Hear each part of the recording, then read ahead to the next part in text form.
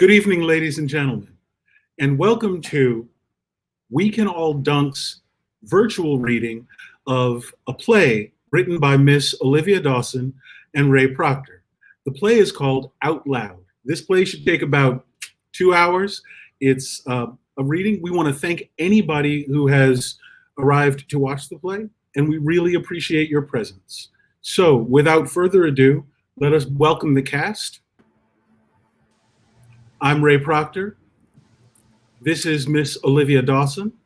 Hey. Miss Dr. Martine Green. Hi. And that is Chike John. Hello. I think we just lost Ray. Uh-oh, it's the hurricane. Yeah. Well, we may have to hold for a second, but while we're doing that, it's okay because we can allow more people to get online. Again, this is a reading of the original play Out Loud, written by Ray Proctor and Olivia Dawson. Is this the first time this play has ever been done, Olivia? No, we actually had a production in Chicago in January of 2015 at ETA Creative Foundation. That was the premiere. Okay, so maybe you can tell us a little bit more about the play while we see if Ray can get logged back in, or because it seems like his Absolutely. Is it coming back? Olivia? Yeah, he's coming back. I'll throw him back in, but go ahead and talk, Olivia. Okay, sure. So Ray, I'm just going to talk a little bit Okay. about the impetus of the play.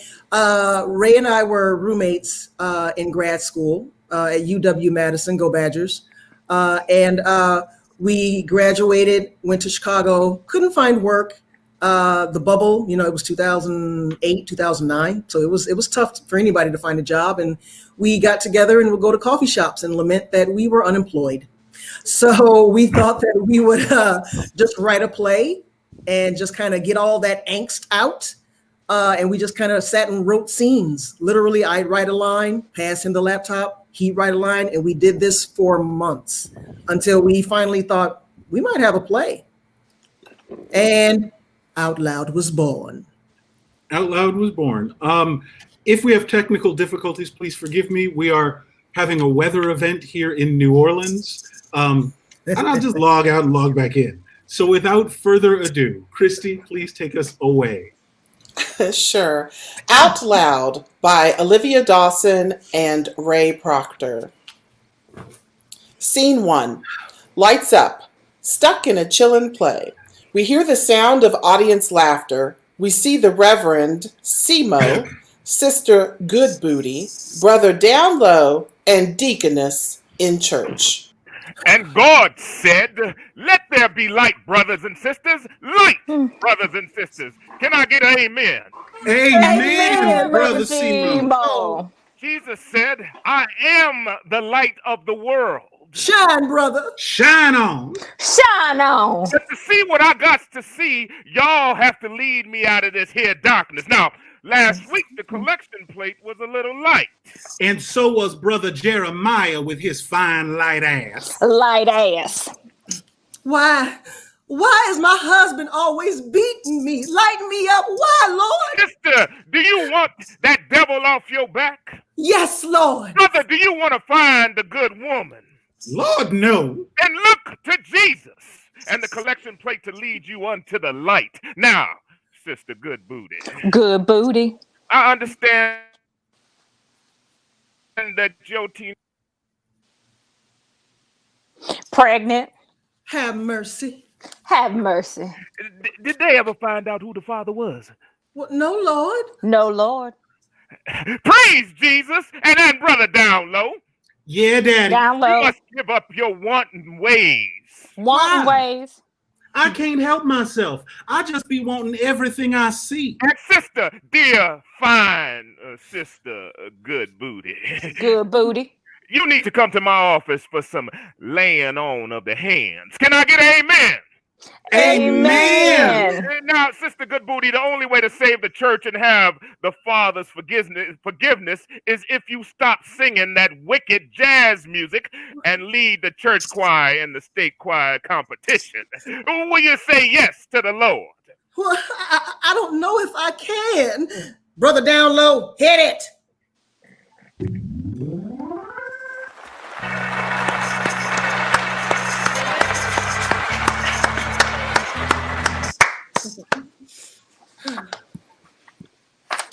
They all begin to sing, dance, and clap. The sound of the audience is heard applauding. Scene 2. Benny and Eva are both on their respective phones. Yeah, Mom. They are in separate dressing rooms taking off stage makeup. Yes, the show is still running.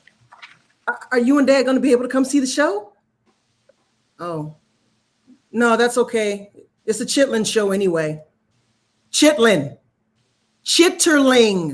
Every night I come off stage, I got to take a shower because I smell like pork. But it's a paycheck. And Thank you, Corey.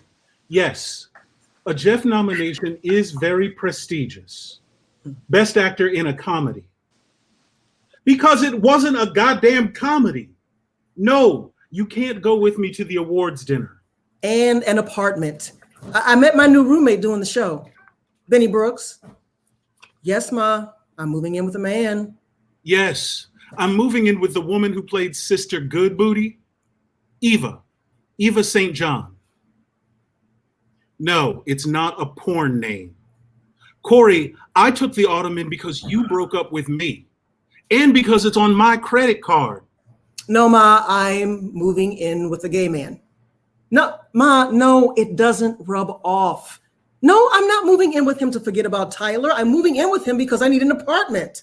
No, the Rent soundtrack was mine, and the Tommy, and the Jesus Christ Superstar.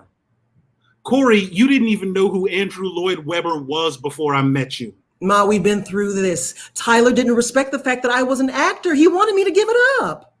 You don't have the right to cry. You dumped me. No, Corey, I never was any good at forgiveness. Whoa, where did that come from? Wait, so let me get this straight. What you're saying is if I ever want to get married and have kids, then I'm going to have to give up acting? You called me asshole. Ma, do you love being an OBGYN? No, just answer the question. See, and you've told me that taking care of the moms and catching those babies gives you a feeling that you can hardly describe, right? That's how I feel about acting. So I guess I'll just have to put having kids on hold a bit longer. Well, what am I supposed to do? Now I'm not even allowed to be mad at you? Yes, Ma, I realize that men produce new semen every day and my eggs are the same chronological age as me. Thanks for that reminder. And I'm not supposed to be moving in with a woman I don't know. I'm not supposed to be buying a new bed. I'm not supposed to be here while you're there with him. I know you do. I love you too. Look, say hi to Dad for me, okay?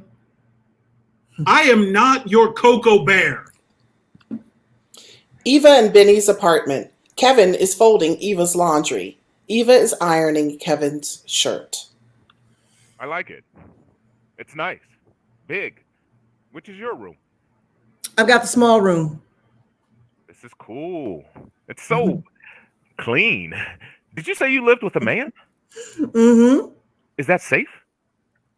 What do you mean? You know, what if he decides that he's going to come and get him some? Get him some what? What if he sees you coming out of the shower and he walks up to you and he grabs you around the waist like this and he takes you in his arms and he decides he's going to take what he wants?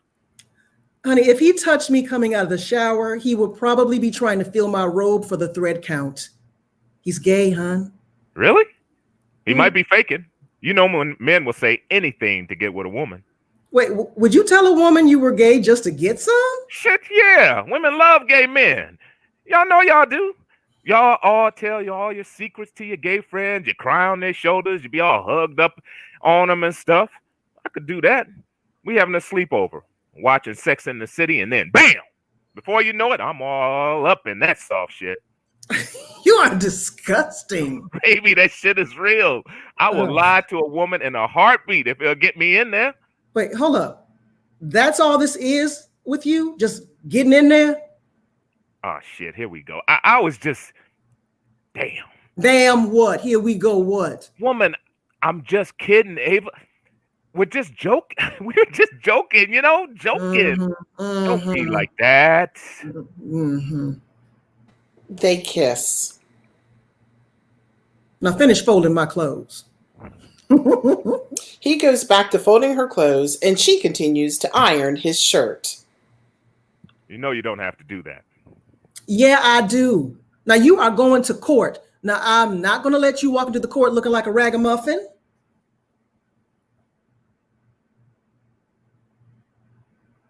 It is a big deal. It's for child support, and a wrinkled shirt screams deadbeat dad. And you're not that. I mean, do you even have counsel? No, I thought I'd represent myself. You know what they say about people who represent themselves. They have a fool for a client. You got jokes. Of course I have a lawyer. Her name is Julie Conrad. Julie? She white? Of course she's white. I'm ironing your shirt. Eva, it's just a shirt. I ain't thinking about her. Kevin stops folding the clothes. What is it? It's this whole thing. I'm just not used to people doing things for me. It feels too much like Girlfriend, boyfriend type stuff? I've been married. Relationships are just so complicated. I prefer things the way we have it. The way we have it. Comfortable, effortless, easy?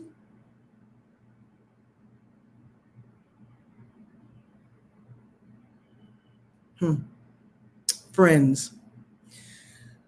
So you don't see yourself getting married again? Maybe having another kid?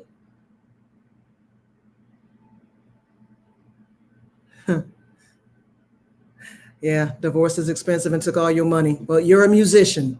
You ain't got no damn money. Let us pause for just a second. Chike, you are frozen. Log out and log back in again if you would be so kind. Thank you. We are pausing for technical difficulties.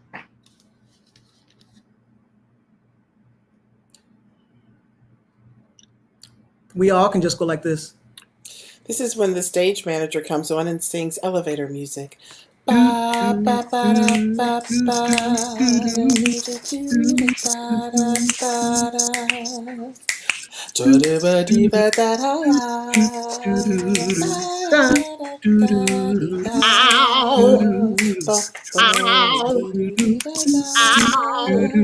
Chicken is frozen in time. Oh, won't you come back to us, Chicken? We gotta finish this reading. Notice how I'm not singing at all. Oh, wait, he's back. Yay! Yay! Sorry about that. And continue. If we could pick it up at Eva so you don't see yourself getting married. Okay. So you don't see yourself getting married again? Divorce is expensive. Took all my money. You're a musician. You ain't got no damn money. Look, it just didn't work out. Wasn't meant to be. I love my daughter, and I try not to think about the fact that I failed her in some way. Will I ever get married again? Maybe. But do I ever want to have another child? No. Well, I mean, you never know what the future will bring. If two people love each other, they can work anything out. And the right woman may be closer than you think. Now, don't get me wrong. I'm not trying to apply for the job. I'm just saying. Good. Because the application process is a mother. He moves toward her and they begin to kiss. Benny enters. Sorry to interrupt. No, it's not a big deal. We were just talking. This is Kevin. Kevin, this is Benny. What are you making for dinner? Penne arrabbiata. What's that? Penne noodles with a spicy red sauce. sauce. Wait, how do you know? Are you gay? No, I'm a Cancer. Oh, me too. July 6th. July 16th. Wait, what's happening here? Are you folding her laundry? Yes. Are you cooking her dinner? Yes. Damn, girl. You a pimp. What? You got one man doing your laundry, another man cooking you dinner. Damn. Oh, please, I do stuff for y'all too. Whatever.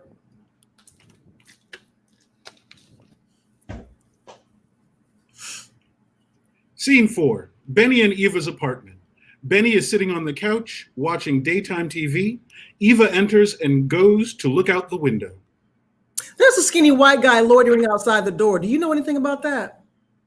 No. You know, he looks just like that actor from The Departed. You know, the one who always looks 13.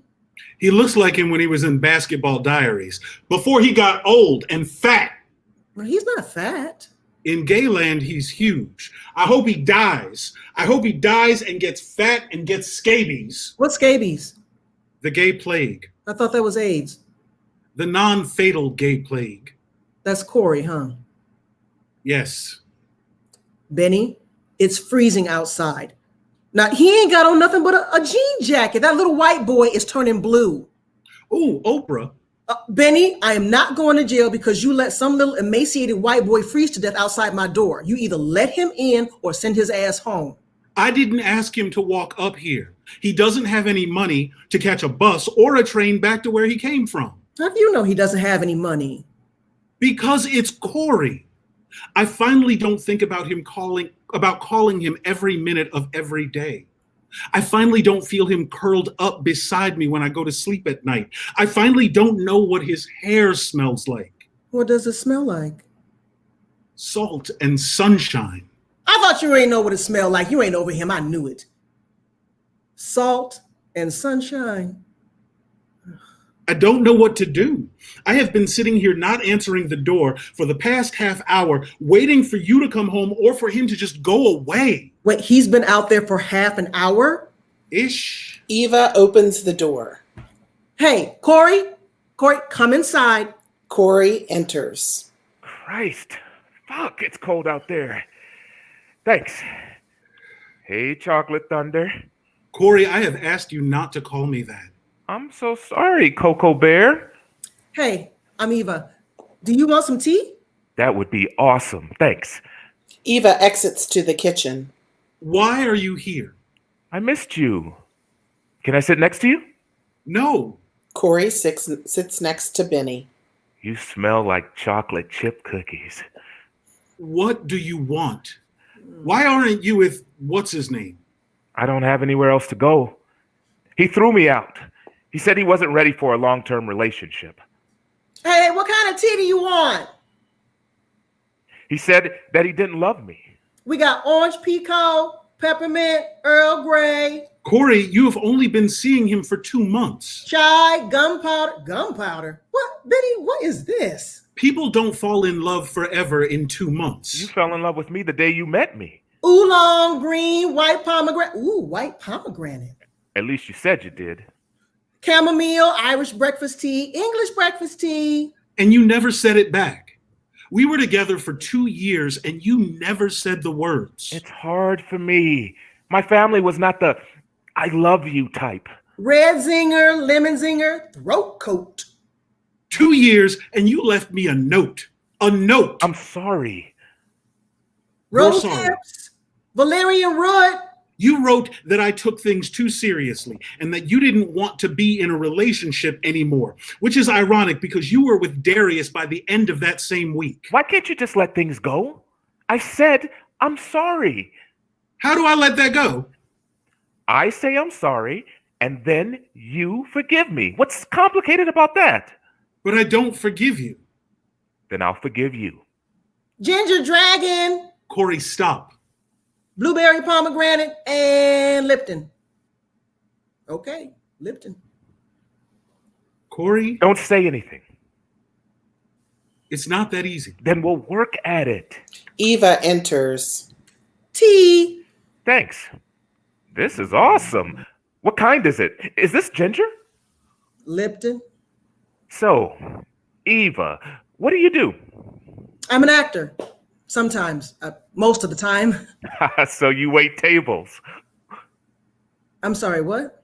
I said you wait tables? Get it?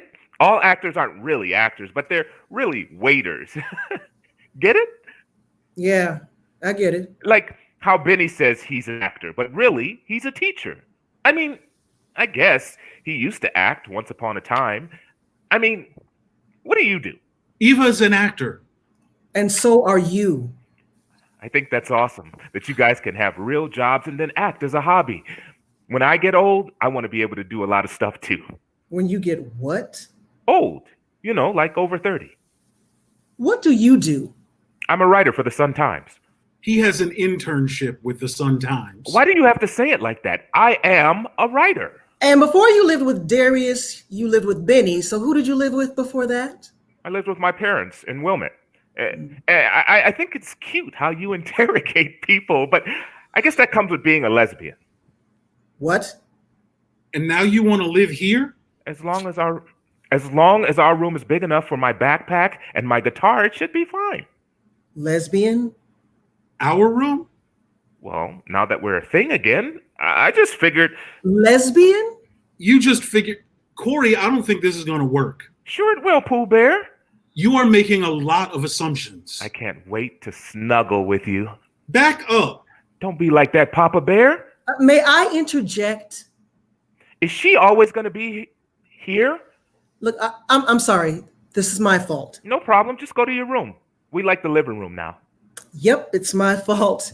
My fault that I let your little Leonardo DiCaprio, Orlando Bloom, Ben Affleck looking ass up here in the first place. Eva. What Benny is trying to tell you is that you are not going to be staying here. You are not going to be a part of his life. Eva. I ain't finished yet. Eva. What? I got this.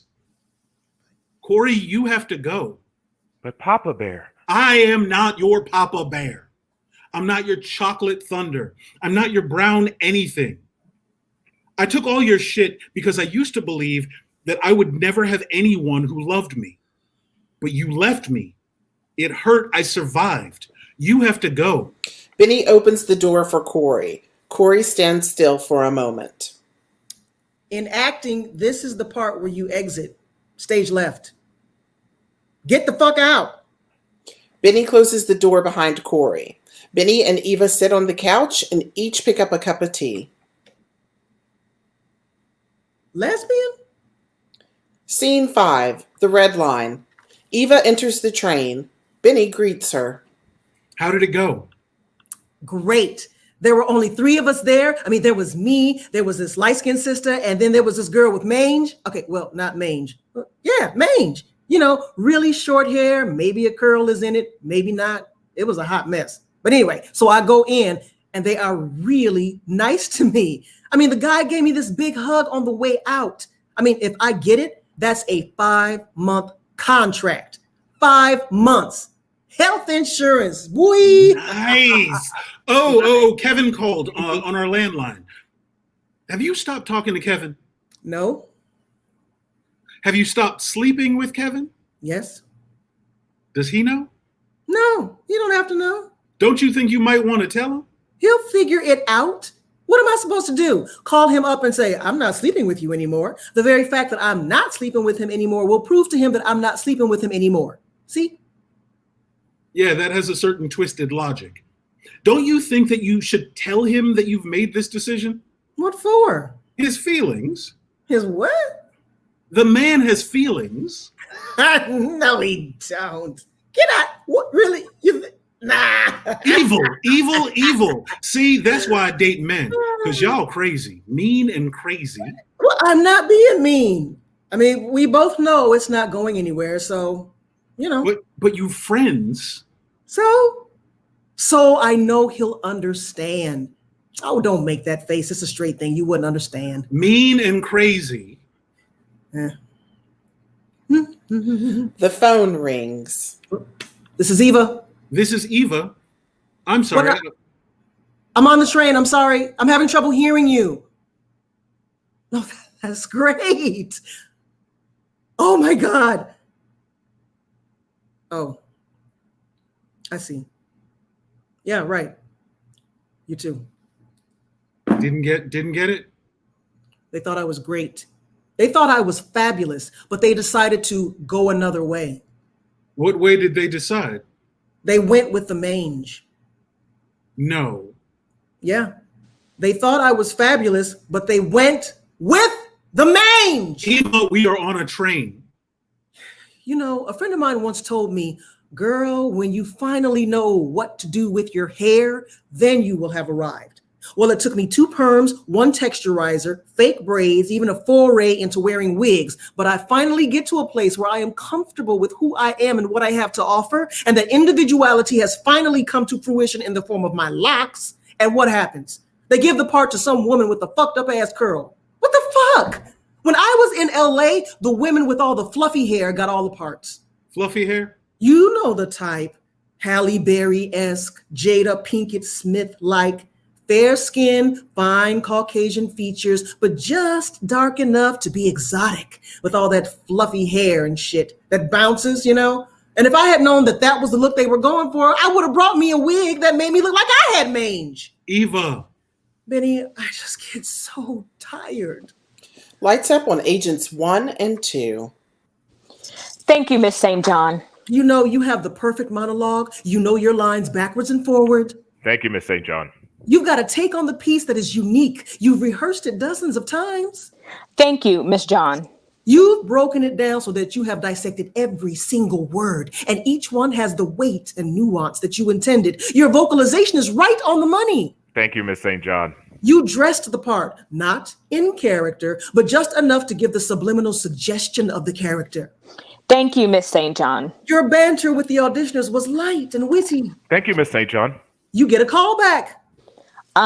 Miss St. John? A second call back. Good to see you, Miss St. John. And then Thank you, Miss St. John. you still don't get the part. And when you talk to your agent and ask why, you find out that they loved you, but She's too tall. She's a little too old. She looks like my ex-wife. Lights out on the agents. things that you have no control over. But there's only so much rejection one woman can take. And what separates me from my dream today? Mange. I know just what you were saying. Some days I get up and I can't do a thing with my hair. It's just all over my head. No amount of brushing will tame this mess, so you're lucky. The woman touches Eva's hair. And your dreadlocks are so gorgeous. I went dread for a few years in college and it was great. And I didn't wash my hair for a year, but it didn't look nearly as good as yours does. It just became this one big clump. I mean, I had a lot of little ones too, but in the back, it was just one big clump. And then I had to cut them all off. Wait. Didn't I just audition for you? Yes, but we went another way. Thank you, Miss St. John. You know what? Number one. Oh, look, this is our stop. Benny rushes Eva from the train and they exit. Scene 6. A restaurant. Eva is on a date. No. People confuse the two all the time. A conga is like ooh ooh ah ooh ah ooh ah ooh ooh ah, and a djembe is more like boom boom da boom boom boom boom da dum dum da dum dum dum dum da. It's a difference in the handhold and how you strike the drum. It's one more's a slide that, and the other one's a wapow wapow. You feel me? Rhythm and technicality. Dig? Rhythm and technique. Yeah. Is everything okay? Everything's great. Why do you ask? Because you keep staring at me? Because you're a beautiful woman. Oh, thanks. Damn, baby, you look good. Yeah, thanks. No, I'm for real. You look sweeter than pancakes. Let's just check out the menu, huh? I'm starved. I was surprised that you said you would come. I was beginning to think you were avoiding me. I wasn't avoiding you. I told you I just had a lot on my mind lately, and I really didn't feel like seeing or talking to anyone. Anyone. That's why I left you a message. 6. You left me 6 messages and 2 texts. I told you I wanted to see you, woman. And I told you I didn't want to be seen. I told you that I'm just real aggressive. I also said that I would call you when I was ready. I know, but I just didn't want to let the moment slip away. You know how it is. I feel like there's something between us, like a connection, for real. We've only had one date.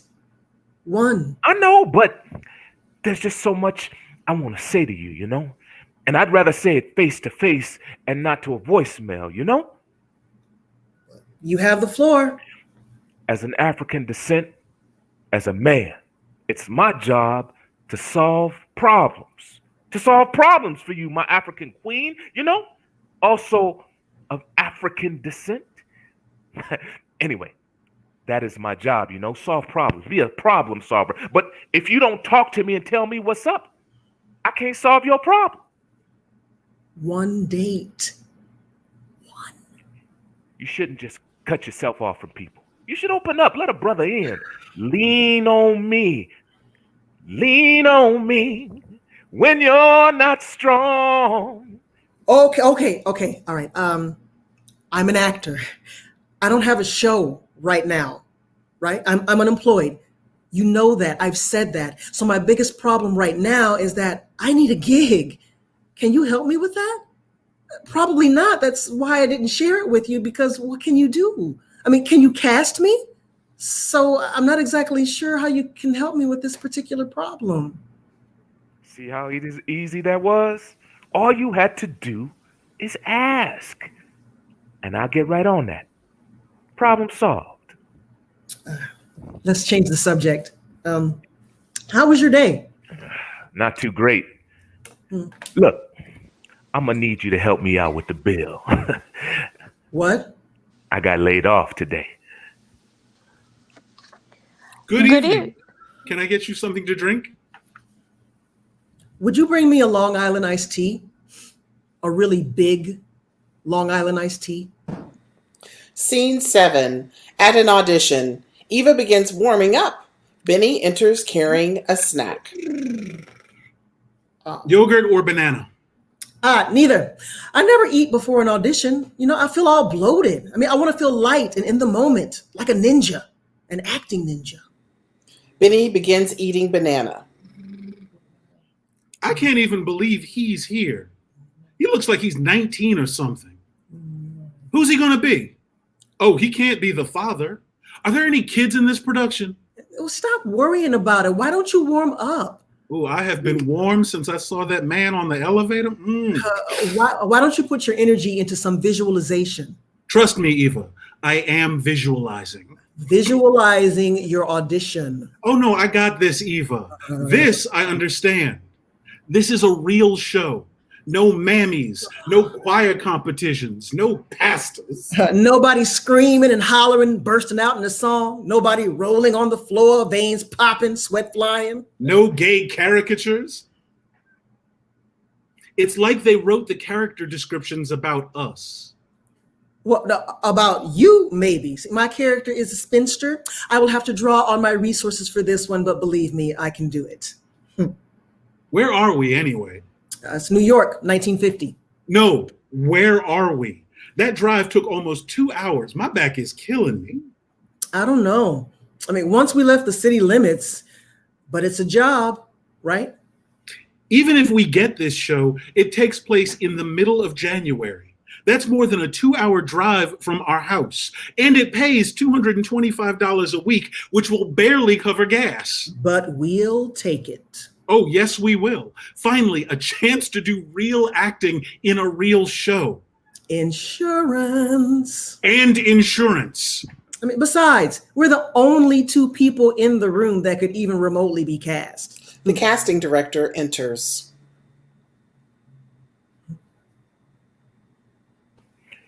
Is there Jamila here? Oh, fabulous. Now I'm going to need you to read for the spinster. Casting director exits. How old was that girl? She can't be over 20. If she's a day. These people are clearly desperate. It's like the only 6 Black people from miles around have showed up for this audition. And then us.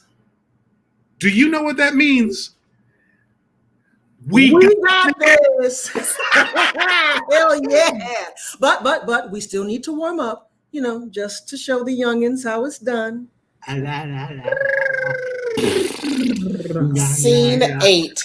Eva and Benny are sitting in a restaurant having lunch. An attractive man walks in with a baby in a baby sling. Benny and Eva take notice of the man and his child.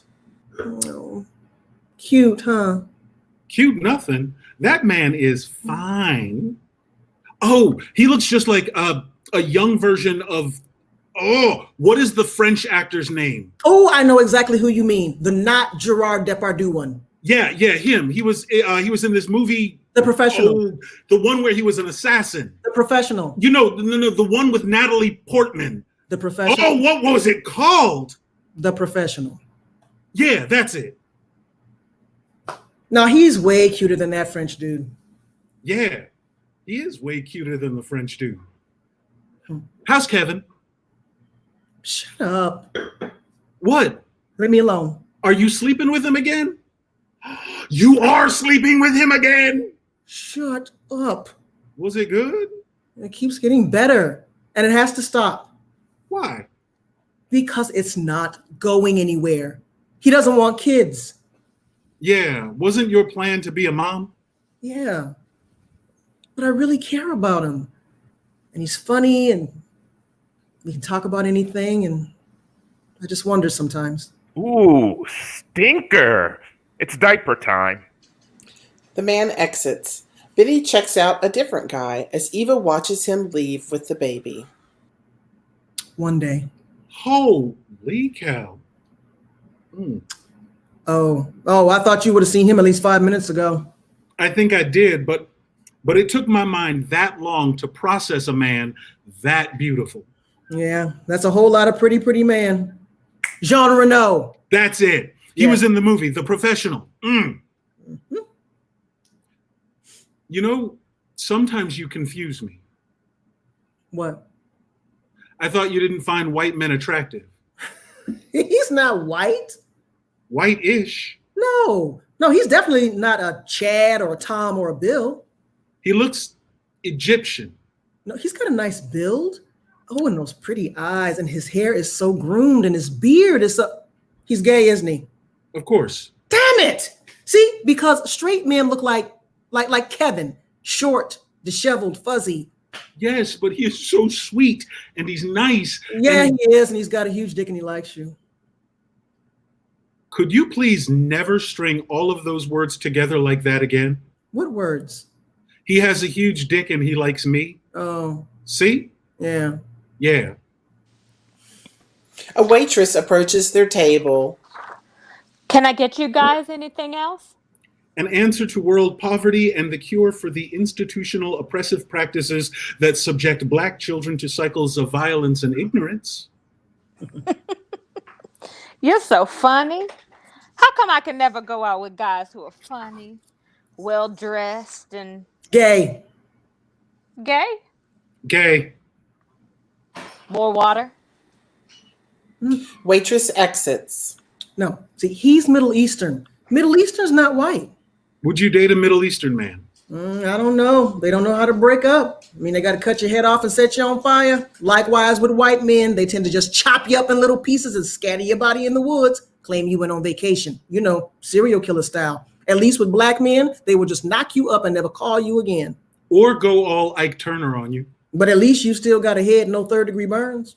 And no credit. Oh, I think we might really be bad people. No, we're not. We're just like everybody else. They think the same things. They just don't verbalize it. Does that make us racist? No.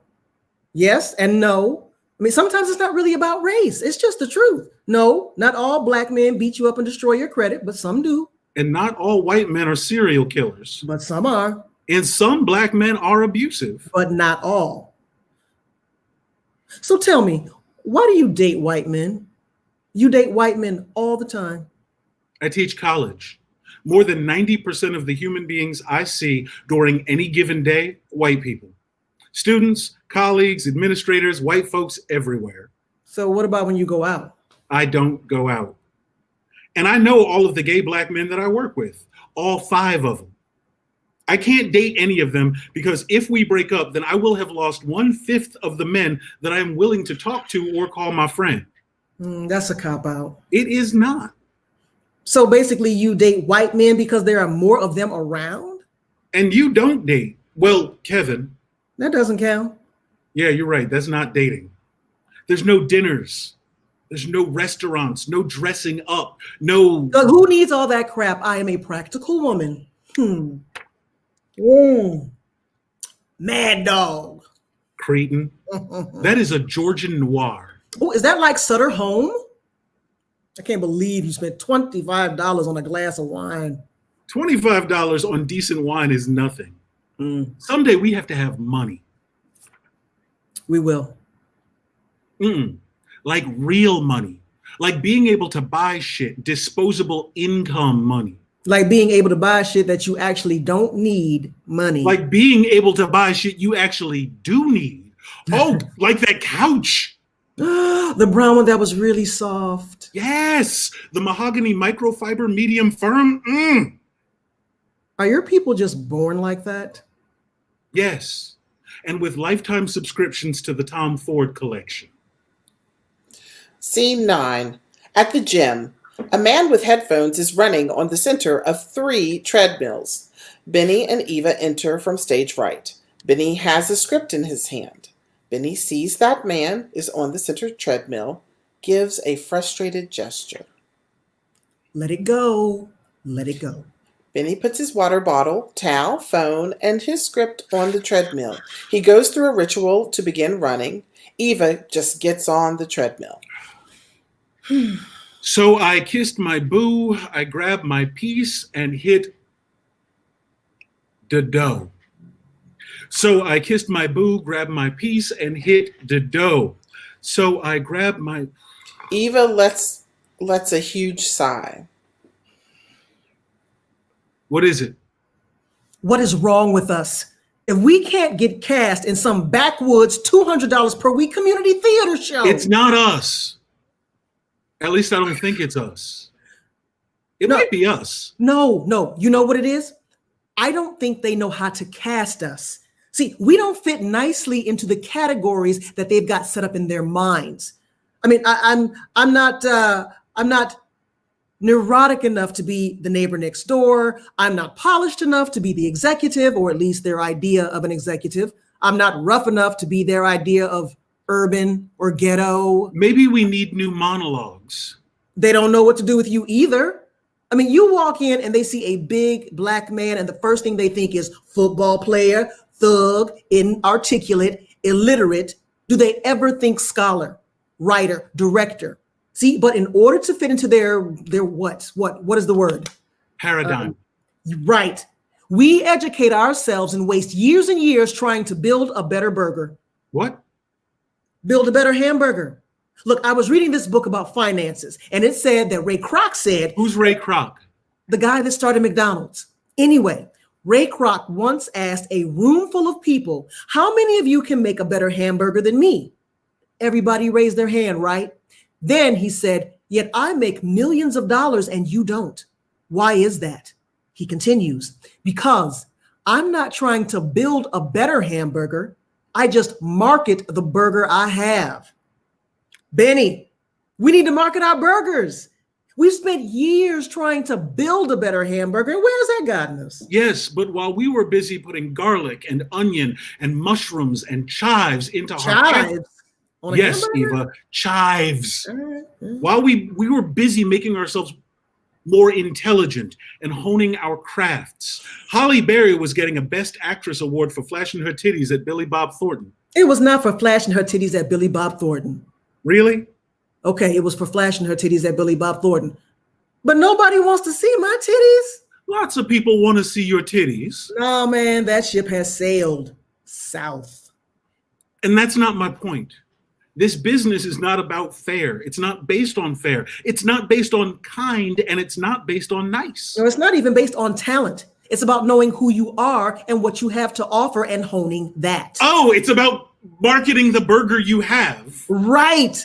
I mean, once you reach a certain echelon in acting, you get cast to play yourself anyway. Tom Hanks is every man. Jack Nicholson is the eccentric, cool old guy. Morgan Freeman. The Magic Negro. Fine. Will Smith. The other Magic Negro. The Legend of Bagger Vance. I just read an article on Dwayne Johnson. Same thing.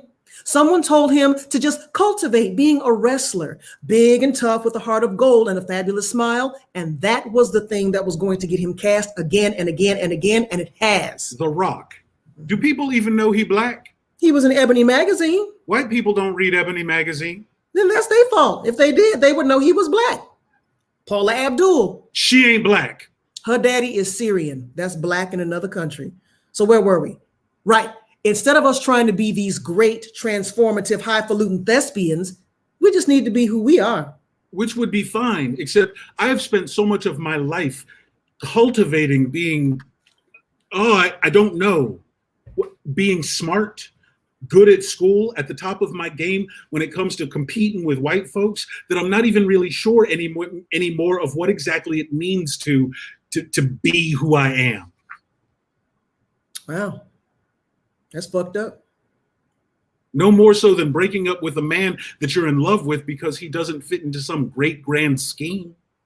You need to get out and start dating other people. Spread that shit around. Look, we ain't even talking about my love life right now. Look, all I'm saying is that I think it's messed up that you don't know who you are. Oh no, I know exactly who I am now. But I'm not sure if the person that I am now is the person I was ever meant to be. Eva, I was born poor and black and in the middle. See, that's your problem. You've got this bizarre and limited impression of what being poor and black means. That's not true. Yeah, it is. Drinking your $25 French wine, dating your white men. Hell, Benny, you damn near white as it is. That is insulting. Okay. I'm sorry. You're not white. You bougie. I'll accept that. So, Benny, define yourself in 4 words or less. I can't.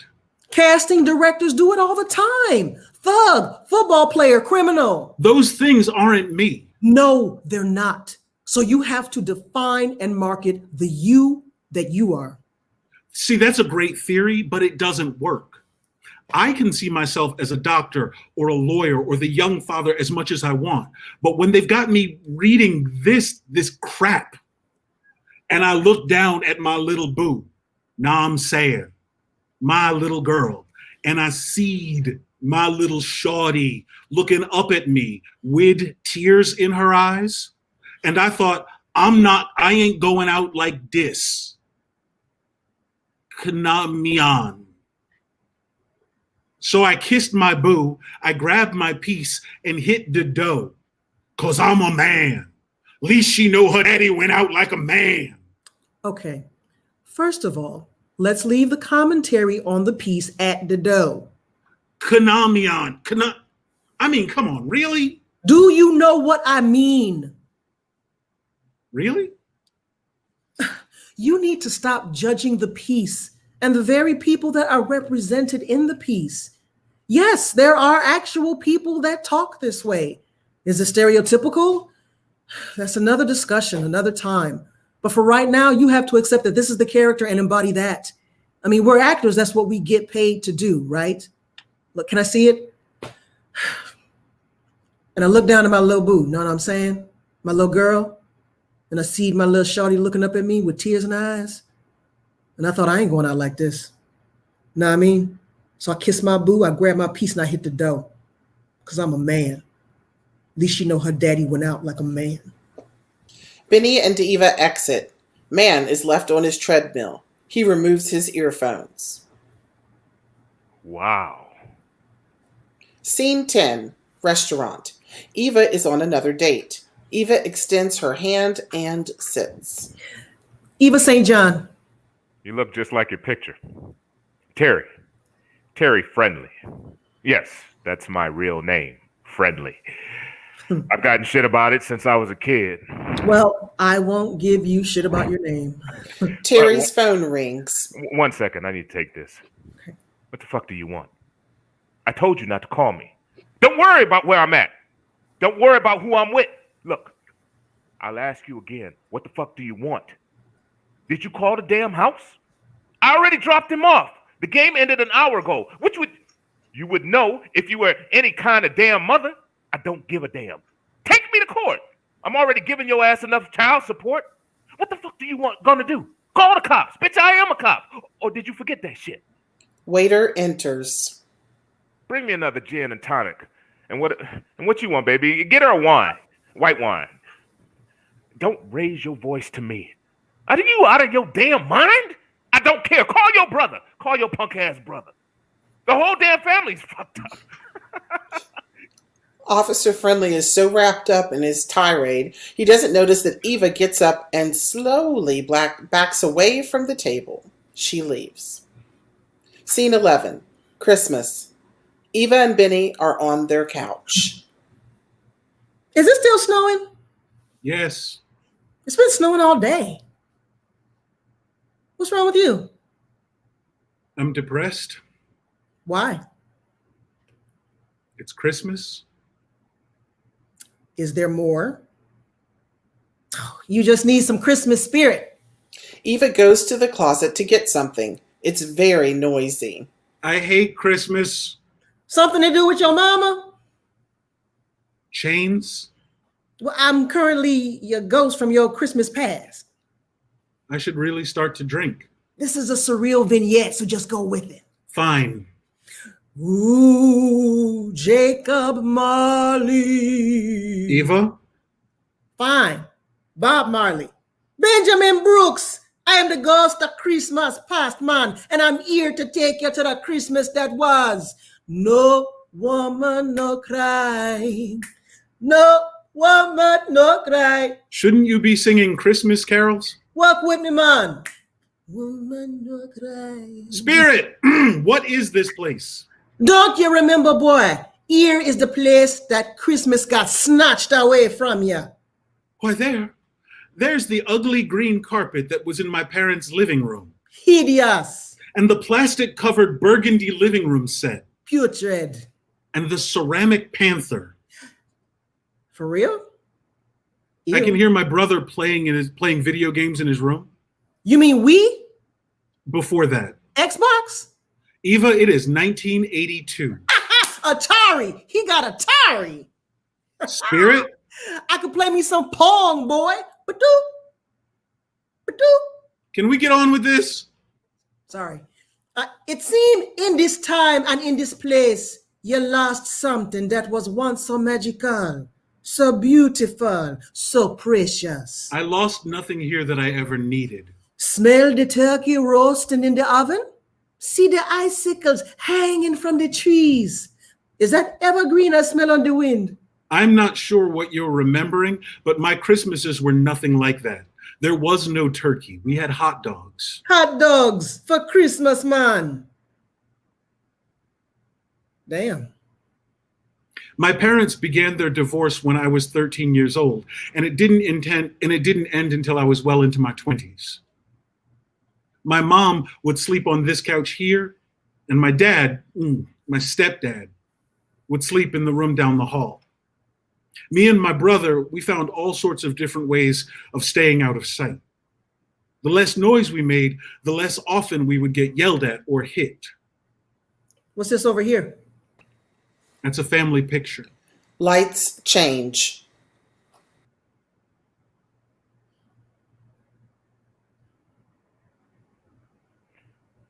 I want to see my son. You have him ready? Everything is a power play with you. But you aren't in the picture. No, that picture was taken on a Saturday. They went to Sears. Where are you? Yeah, I'll be there at 8 o'clock. Don't listen to what your mother says. She thinks she can control everybody. But you, my son. I was right there sitting on the front porch waiting for my real father to come.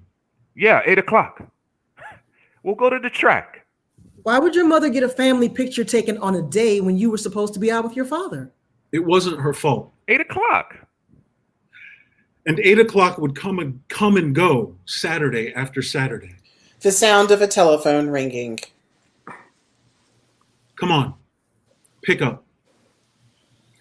Please pick up. He ain't gonna come. He'll be here. Why do you do this? Every Saturday. He said he would come. 8 o'clock.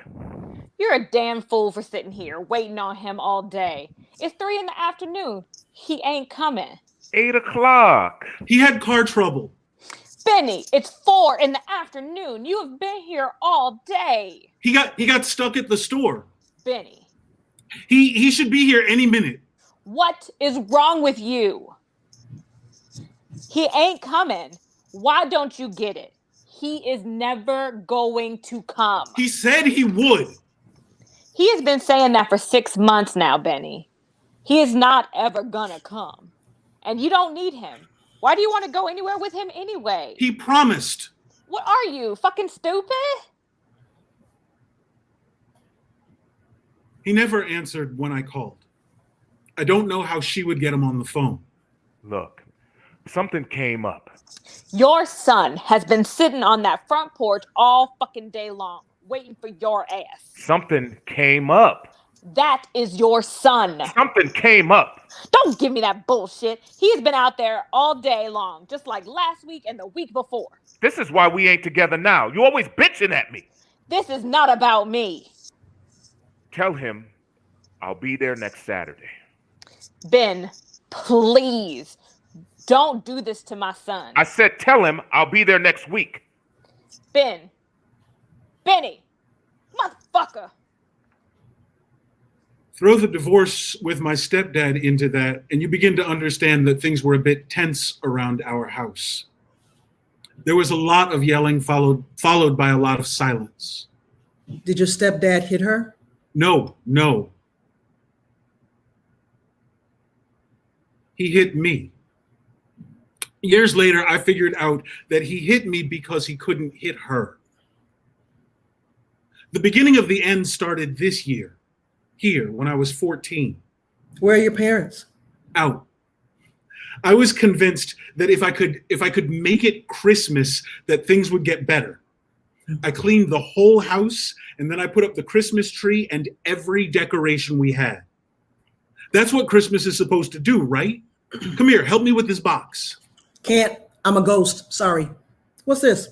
That is a paper mache dog ornament that I made when I was in the 2nd grade. This is a dog? It was when I was in the 2nd grade. Is this a Black Nativity? Yes. So where's Jesus? He's on the Millennium Falcon. My brother and I lost Chewbacca a few years back, and we had to replace him with something, so we found Jesus. Because I followed you. You would have liked my stepfather? So you're following me now? It's not like you make it easy for me to trust you. He worked hard. All I ever wanted was a wife to come home to. I got you the house. I got a decent job. I go to work every day. You can't blame her for everything. I don't. But I was a kid. Sometimes they would fight right outside my door. I work too, and I clean this house, and I'm up with those damn kids whenever they are sick. I am the one who has to take a day off when they mess up with school. I sit up with them at night when they don't want to do their fucking homework. I do that. What were you doing with that man in the bar? I followed you. I know. What is it that you think you know? What? I put up the tree, the lights. I put the ugly angel on top. I put garland and tinsel all over the house. I hung Christmas cards over doorways and I put them on tables. You were supposed to be my wife. I am not your doll. I am not your property. You don't own me. What the fuck am I supposed to do? I don't give a fuck what you do.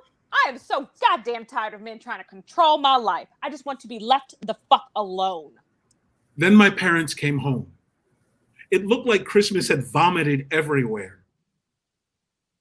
My stepdad never said a word, nothing. He just walked into his room. You know what? Fuck you too. And I was a kid, and I believed that Christmas was supposed to make everything better. My mom turned to me and she said, "Get this shit down." And then she lit a cigarette and she went to her room. But Benny, that probably had nothing to do with you. She was probably dealing with shit from your real father. She was divorcing your stepfather. Think about what her life must have been like at that time. No, I was a kid. Do you know what it's like to hope and pray and then nothing? Like something inside of me just doesn't exist anymore. So I cleaned up everything, I put everything away, and I haven't enjoyed Christmas since. That happened when you were 14? I mean, that was more than 25 years ago. Look at all the other things that life has given you. Why dwell on that one incident? Because every year that woman... That is your mother. Stop calling her that woman. Because every year that woman calls up and there's this expectation in her voice. Why won't you come home for Christmas? So why don't you go home for Christmas? My mother lives in Florida. I grew up in New Jersey. The house I grew up in is in New Jersey. She lost it to taxes after the divorce. So for you, there is no home for you to go home to. Exactly. When I go to visit her, I sleep on a couch in her living room. And she and I can only stand each other for about 3 hours at a time. She's still your mother.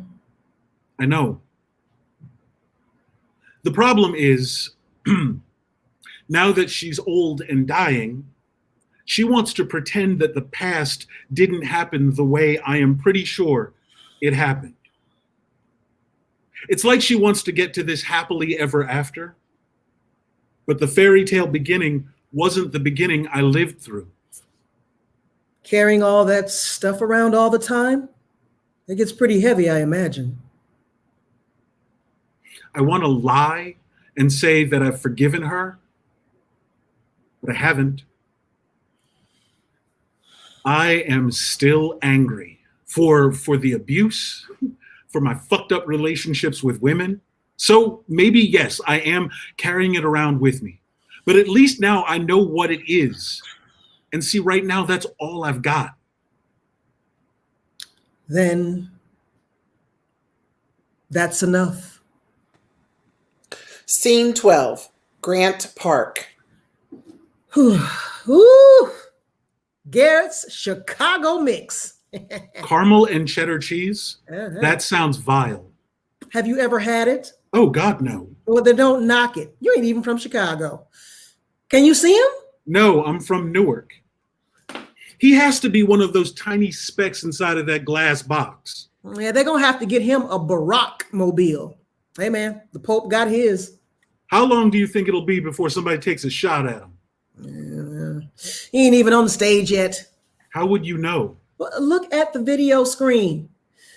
Benny, do you realize that there are thousands of people in this park? And it is cold as shit. Man up. This is history. We have been out here for hours and the podium is still half a mile away. Benny, quit whining. I am not whining. I never thought that I would see a Black president in my lifetime, or in my children's lifetime for that matter. You don't have children. I will someday. And get your hands out my popcorn, Jersey. There's Oprah. Oprah! That is not Oprah. Evie, if that was Oprah, there would be bodyguards and whatnot. That is Oprah. Then where's Stedman? Who's that white guy she with? Well, she's not with him. They just happen to be standing next to each other. Where is Obama? Wait. I think I see him. Wait, right there. The one with the ears. Evie, that guy is Asian. Oh, you're right. Get out the way, Jackie Chan. Eva! You can't say shit like that. Benny, that is Jackie Chan. Oh, hey, Jackie Chan! Yeah, I told you, standing right next to that Mexican chick. Get out the way, Shakira. Eva! A woman is making her way through the crowd. Excuse me. I'm just gonna squeeze right in here in front of you here. My sense of urgency is greater than yours. I just have to get a glimpse of him. Isn't this fabulous? Excuse me. We did it. Pardon me. Go, Barack. Woo to Michelle. Can I just slide by here? Thanks. Yes, we can. Woohoo! You go, boy. Woman disappears into the crowd. Boy. Eva, let it go. Did you hear that, Heifer? This is our night. Can't we have him for just a minute? Damn. Right? I mean, can he just be our president? I mean, for what, 1 minute before everybody claims him? I mean, damn, a black person can't have shit. They want everything we got. Our color, our asses, our lips, our men. You know what? I was in African dance class the other day, and who traipsed up in there? Susie Q. Susie Q. I have no idea what that white woman's name was, but you know what really pissed me off? Yes, evil. The fact that there was a white woman in your African dance class. No, and I told you about that evil shit. The fact that that white heifer could dance better than me. I mean, damn. I mean, is this some sort of crazy retaliation? Tiger took golf, so you get to take African dance. I mean, do you see me signing up for river dance classes? Oh, no. I signed us up for Irish step classes on Tuesday and Thursday nights. Why am I not surprised? Wait, did you say us? Enter man with camera. Picture? Y'all want y'all picture? Memorialize the occasion? $10. First black president, $10. Yo, my nigga, get a flag for your lady. Let's get our pictures taken. We have cameras on our phones. You should get an American flag. Nigga, be patriotic. $5. I only got 2 left. There's dirt all over these. Did you pull these out of the cemetery? You calling me a thief? You calling me a thief, nigga? No. I am just saying I don't need an American flag. What, you think you better than me? Nigga, you think you better than me. For real. Just leave it alone, Benny. You think you better than, just because you got fancy clothes and your fancy shoes. Nigga, you ain't better than me. You ain't better than nobody. It has nothing to do with being better than anybody. Fuck you, nigga. You should go. What you gonna do? Wait, brother, why does it have to be all about that? I mean, we are about to hear from the first black president. That means something, brother. And you're out here disrespecting another brother, calling him nigga in front of all these white people because of what? I mean, this is exactly the kind of shit that we have got to stop. All this name calling. Nah, baby, you right. You right. Can I have your number? No. Get your pictures, $5. American flags. Man exits through the crowd. I would have been fine. No, you wouldn't. And you were not about to get into a fist fight with another black man on the eve of Black President's Day. In front of all these white people? No, I'm not having that. What? All this name calling. What? Not 5 minutes ago, you just called a Mexican woman Shakira. Well, I know she's Colombian, but I couldn't think of Selma Hayek fast enough. And you called the Chinese guy Jackie Chan. That was Jackie Chan. That is not my point. If it was an Asian woman, what would you have called her? Tokyo Rose, Lucy Liu, Indian? Deepak Chopra, Slumdog Millionaire, M. Night Shyamalan. I could do this all day. Exactly. In the same way that black people can't keep calling each other these racial slurs, you can't just keep making racial slurs about other people. Why not? Because you just can't. It's wrong. It's like the N-word. Nigga? Yes. How is that the same? That is not the same. It is too. Calling her Shakira or him Jackie Chan. That is Jackie Chan. It ain't like I said Jet Li. Let me finish. Well, I don't know what to say. I do. I talk like this. My family talked like this. We didn't mean anything by it. But that was just how we talked around each other. I mean, my mom would be out driving and a Mexican guy would cut her off and she'd say, look at that Taco Buster. This ain't Mexico. You ain't on some damn burro. Does that make her a racist? Yes. Yes, it does. But Eva, this isn't about your mother. This is about you. My roommate, freshman year undergrad. Lights up on Beth. Hi, oh, I didn't know that you were, but that's okay. I'm Beth, and I'm from Skokie. I bet you're from the city. She had that innate obliviousness that only white folks have. You know, she actually admitted to my face. I've never seen a real life black African American before. I mean, I've seen them on TV, you know, Good Times, Dynamite. One day I came back into the dorm room after having just taken a shower, and Beth was in the room. Now I'm busy putting my bathroom caddy in the closet, tidying up my side of the room, when I noticed that she is checking me out. Now I'm wearing nothing but a bath towel, so I'm more than a little freaked out by her watching me. Beth, what are you staring at? Beth, what's the problem? Where do you put it? Put what? I mean, I've watched you and you hide it so well. What the hell are you talking about? You know, your tail. Where do you hide your tail? No, she didn't. I'm not that clever. I can't make that up.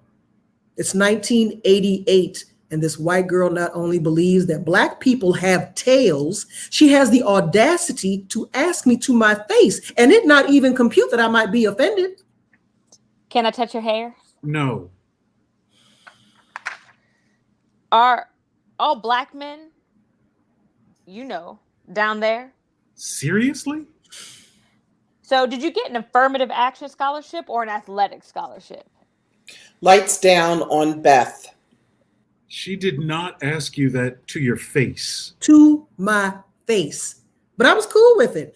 Oh, that's quite all right. Equate me to a fucking monkey and ask away, because I'm here to answer all the questions that your little white heart desires. I'm here for your curiosity. Yes, we are all related. Why, yes, I do know boys to men. I lived with this girl for an entire semester, and she's been thinking of me as little more than a zoo exhibit, an oddity.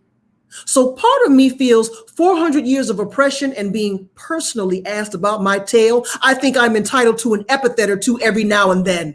No, you're not. I get it. I get that it hurt. But we are not entitled to epithets. It's not even your roommate's fault. When schools assign books like Huckleberry Finn with the word nigger, it's just crazy. But everybody, Black people, white people, everybody, we are taught to hate each other. We are taught to call each other these offensive names. We are taught to call ourselves these offensive names. So what about the argument that we've taken the word and we use it to empower ourselves by making it a term of endearment? Because I'm not gonna lie, I'm an equal opportunist with my racial epithets. I will call one of my boys my nigga in a minute, but I mean it endearingly. I know how you mean it. And oddly, I am pretty sure that homeless guy who just called me nigger didn't have any of the hate and bile, which is often meant when white people use the word.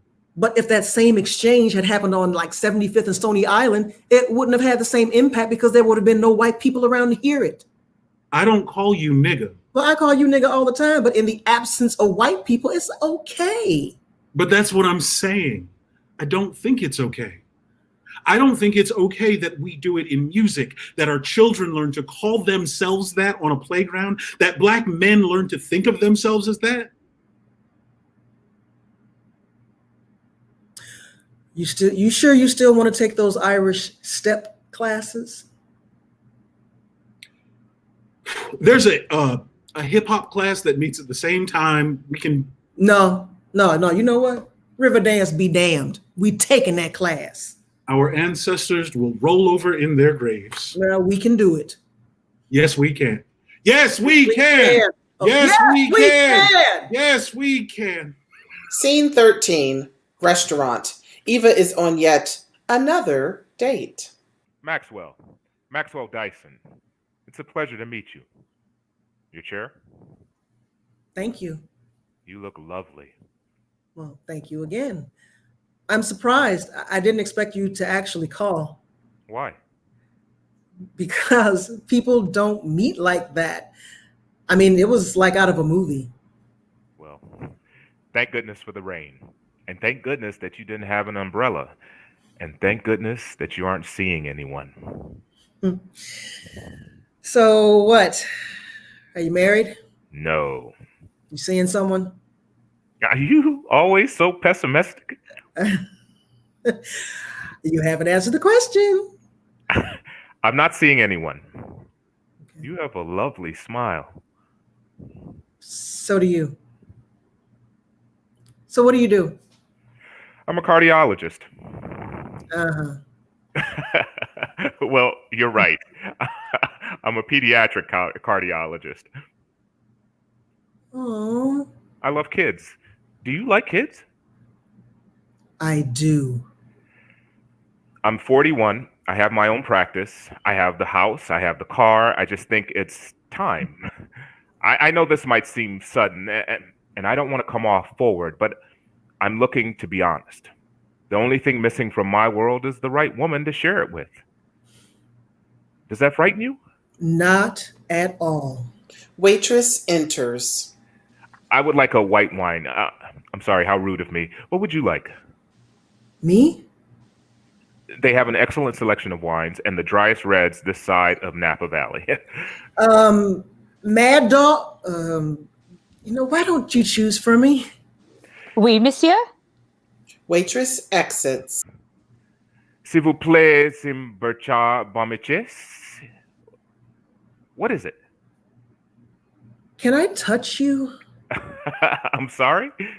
No, I'm sorry. It's just that you can't be real.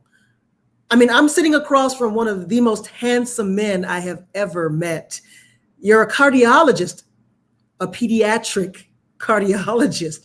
You know your way around the wine list. You seem unaffected, kind, and you like children.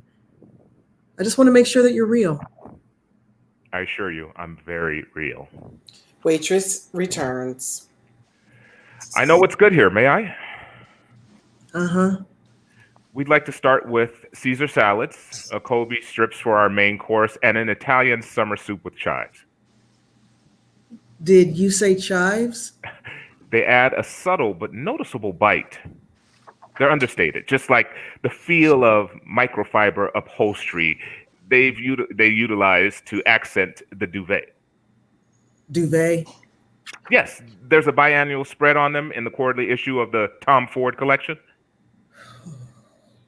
Scene 14, a casting studio. And I look down at my little boo, know what I'm saying? My little girl. And I see my shorty looking up at me with tears in her eyes. And I thought I ain't going out like this. Know what I mean? So I kissed my boo, grabbed my piece, and I hit the dough. Because I'm a man. At least she know her daddy went out like a man. Thank you, Mr. Brooks. Excuse me. I'm sorry. I know this is unconventional, but I've read the rest of the script and I don't understand. Why is this character like this? I mean, why does he have to be a gangster? It's about a father doing anything to protect his daughter. No, I get that. What I'm asking is why is the only black character in the play a gangster? I mean, if it's about a father protecting his daughter, that's fine. We wanted to keep it real, real, gritty and urban and street. Oh God, and please don't say it. Don't say it. Don't ghetto. That's it. Ghetto. Expose the other raw side of life. What does this raw side of life have to do with the happy white couple having dinner in Act 1?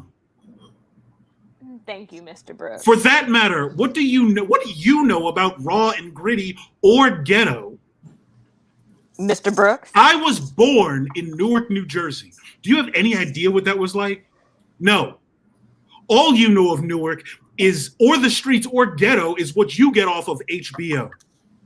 We had crack houses, crack whores, and crack babies. I ran from prostitutes and pimps just to get home from school. And I knew cops that would shoot you faster than any gangster ever would. But now I'm not street enough for you. I'm not ghetto enough for you. I ain't playing step and fetch it for your ass.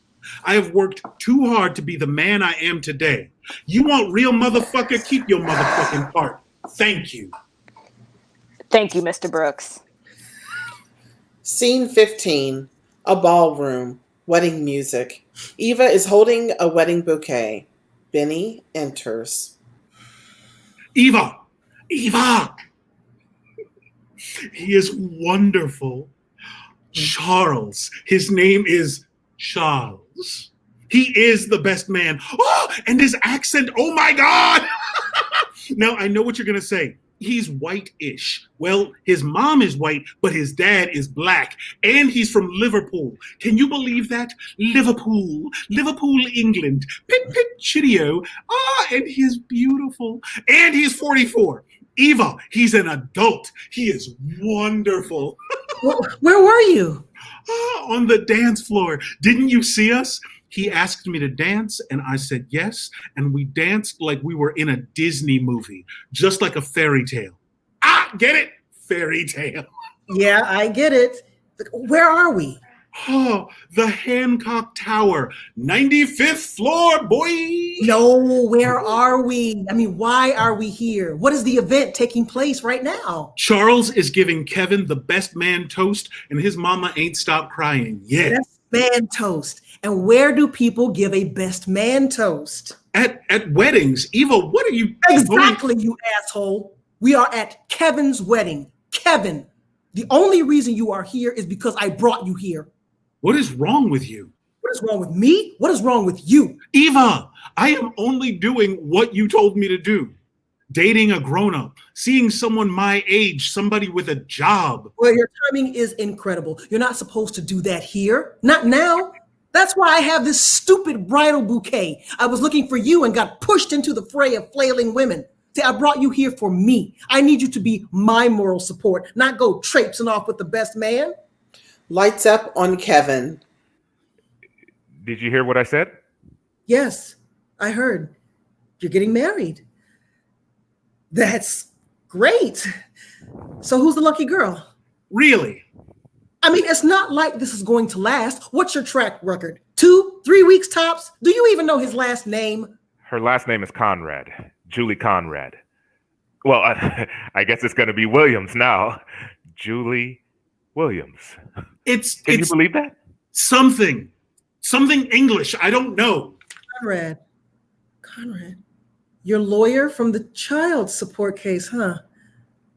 Wow, that's amazing. I know. It's amazing how things just happen and people just click. We had an instant Chemistry. Yeah. And where did this love connection occur? I asked her out to that Mediterranean restaurant. Guess. The coat room? How did you know? Oh my God, did you see us? Did you hear us? It's called Andy's. Yeah. The one on the north side? I took you there. Oh, I am so sorry.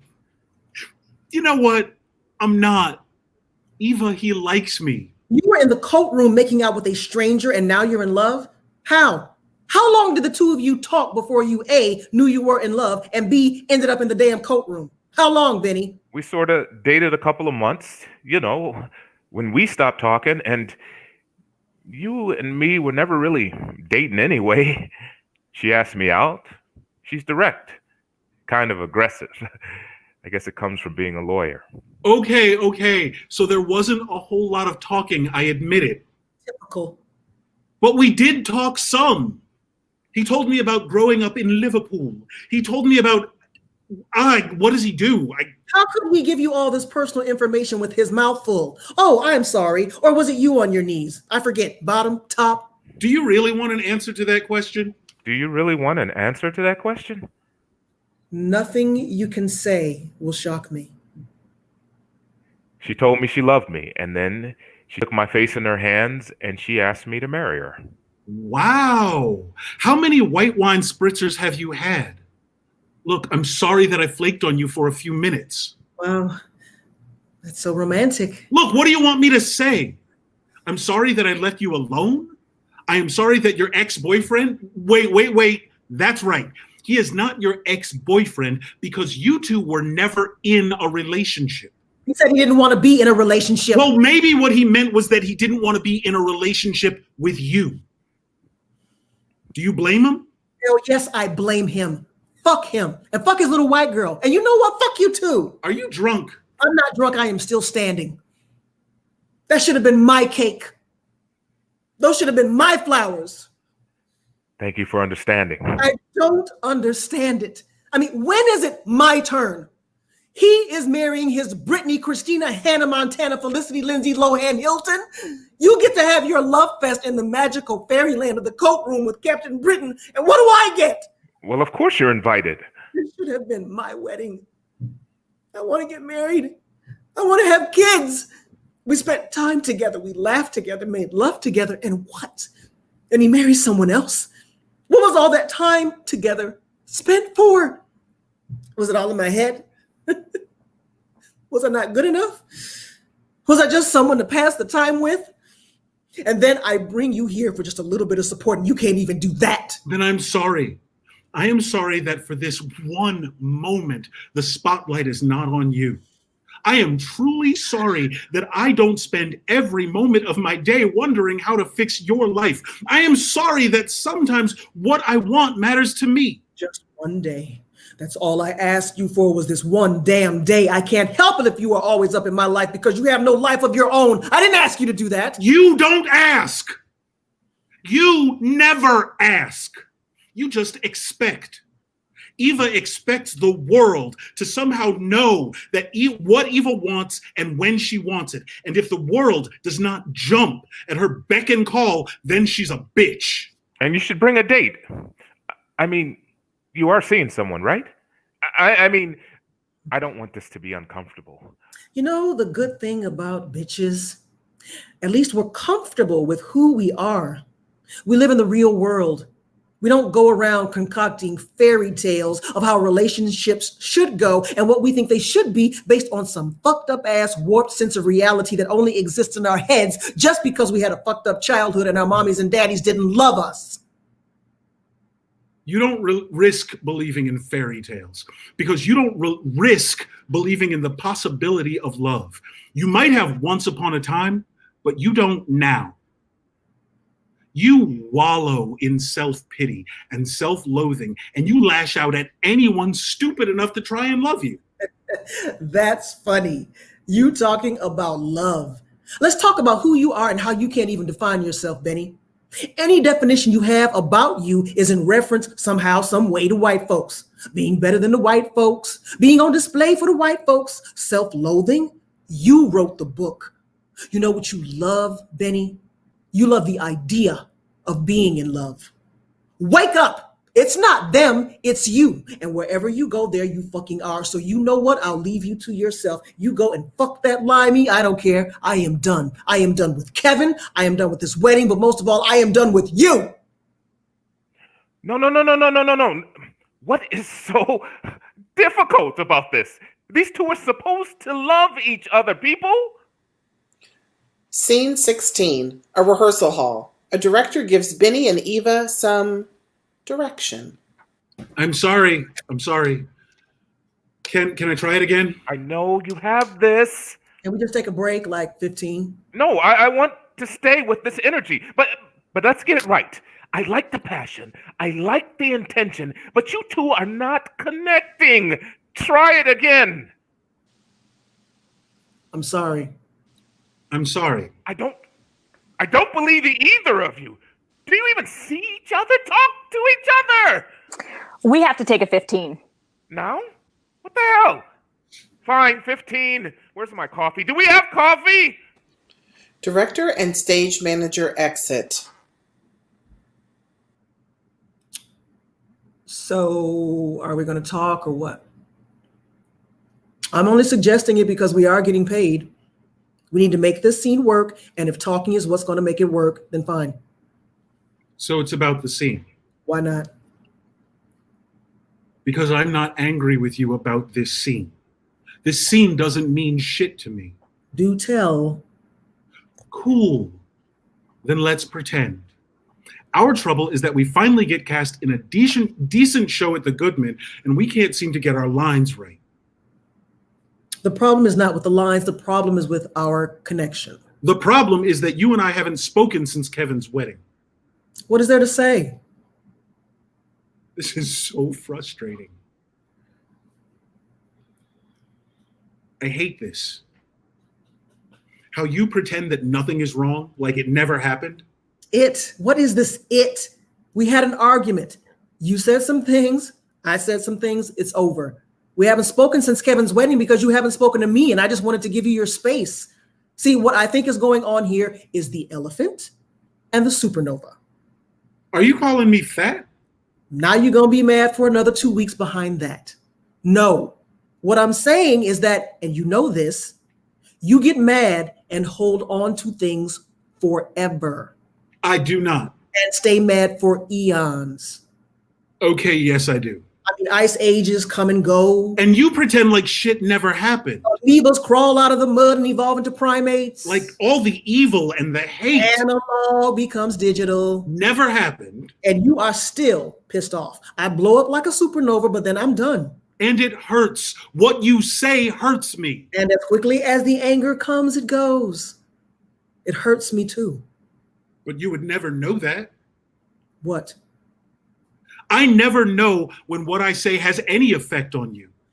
I don't know when you're mad. I don't know when you're done with being mad. Because I'm usually not mad. That's you. You're very good at that. So I let you have it. I'm good at being mad. Yeah, like it's your job. Eva, I don't like being mad. Then don't be. You make the choice to be mad. And let's be real, not just with me. On any given day, you are mad at somebody because someone has hurt your feelings. I'm sorry, sweetie, but that's what people do. We step on each other's toes inadvertently, but we do. And sometimes it hurts. Why? When I hurt somebody, I do it on purpose. I actually think about what will cause them the most pain, and then I say that. If I hurt somebody by accident, then I am sorry. Sincerely and truly sorry, and my apology comes from my heart. So therein lies the rub. When you hurt, you do it purposefully, so perhaps you think that everyone does the same. Don't they? No. Now that is the difference between you and me. I mean, I don't have a malicious bone in my body. I really don't. So if I hurt someone, it's almost always unintentional. Now how you receive it is up to you. But see, that's bullshit. I'm sorry, but that is bullshit. That's like what, a get out of jail free card? You get to say all of these mean and evil things that just happen to pop into your head. And if I happen to be offended by them, then it's somehow my fault. What you fail to understand, Benny, is that you are under the auspice that everyone thinks like you, that everyone should react and process things the way you do. That is not the way the world works. We are all different, but you are culpable too, honey. Now, from time to time, you have said some mean, hateful shit to me, but I let it slide. Why? Ironically, because I love you and you are my friend. And I know that as wonderful and as kind as you can be, conversely, you can be the most heinous, evil-ass person I ever met. But I know that. I accept that. And I love you anyway. Huh. What?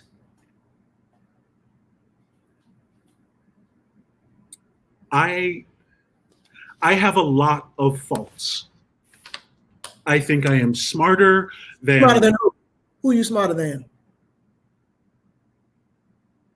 I always used to believe that I was smarter than the rest of the world. And yeah, I do believe that people should think the way that I think and process shit the way I process shit.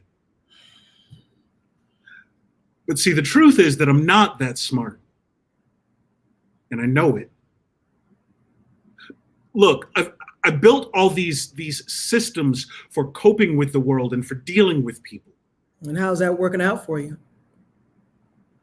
I spend a lot of time alone, looking for validation and love in the arms of others who seriously are not worth my time.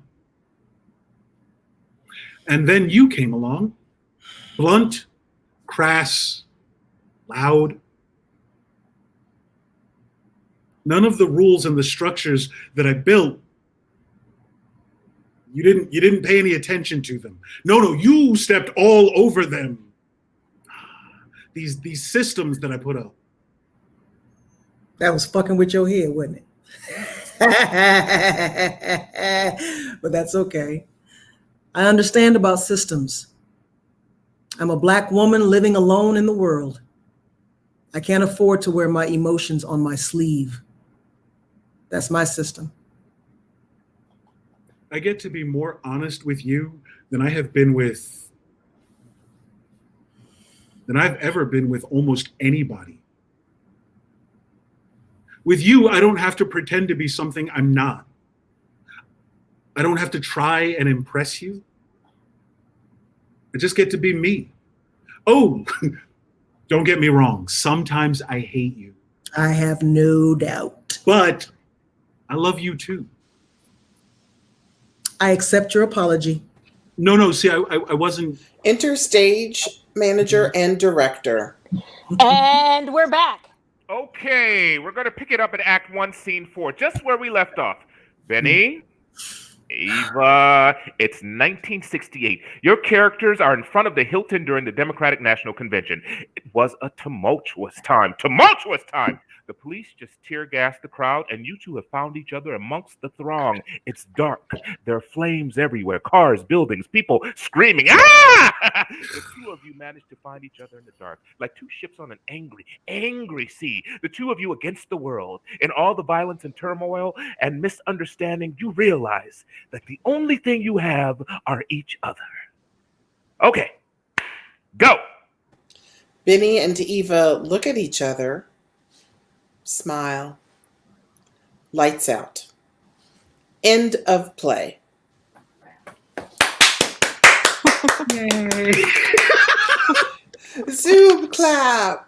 Boom, shaka, like a boom. Is it Fosse hands? That's Zoom clap? That is sign language for It's applause. Right. Okay. Just so you know. Okay, Fosse hands. Let's go back to the offensive shit. Bob Fosse. Bob hands, right? Is this off? No, it's still live. So, Christy, did anybody tune in? Yeah, there are people still watching. Oh my God. There are people who said, "Oh, this is exciting. Go Badgers. Amen." Also, someone said that our little elevator music instrumental when we lost Chike is how all technical difficulties should be handled. There you go. So I'm taking credit for that. Yeah, big up to Christy. Woo, elevator music. Big ups to Thank Christy. you. Right. Thank She kicked off the Bobby McFerrin hour that we had. Yeah. I want to thank everybody who tuned in and watched. I'm really a number of my colleagues here at Tulane, I think, have tuned in. Do you know a Lynn? Yes. Lynn is applauding and sending hearts. Oh my God, that's my friend Lynn from West Virginia, I'm sure. Yay, West Virginia! I'm scared. Thank you for Olivia for cutting this. Some of the cuts, I was like, let's see how this works. It worked well. I think it worked well. It worked very well. Yeah, I could a half hour of this show. You did. Yes. Yes.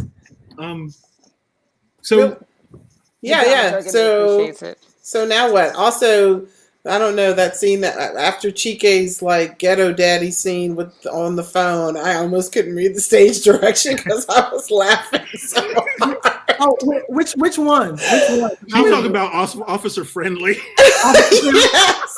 Woo! Yeah, man. Oh, Yeah.